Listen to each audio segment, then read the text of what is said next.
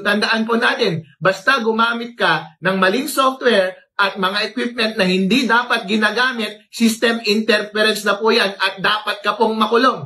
Bakit po 50 counts ang isinampa namin sa kanya? Dahil po, kada balota na binasa ay maling software ang ginamit nila. Katumbas ng bilang ng dami ng balota na binasa ng makina na naglalaman ng maling software. At kasing dami rin po ng bawat automated counting machine na nag-transmit at yung transmission nila ay in-interfere ni Chairman George Garcia. 100,000 po ang makina na in-interfere nila yung transmission. Ang kada count po ng system interference na crime under Cybercrime Act ay 6 to 12 years. At kapag i-combine mo lang lahat-lahat, ay sobra-sobra na po yan sa buhay ng isang tao. Kaya po, gusto naming makulong habang buhay si Chairman George Garcia. At meron din pong pagmulta na kasama kapag convicted si Chairman George Garcia dito. At least 200,000 pesos kada count. Kulang pa po ang bilyones na ibinayad sa COMELEC para bayaran ang 50 million counts na multa na 200,000 each.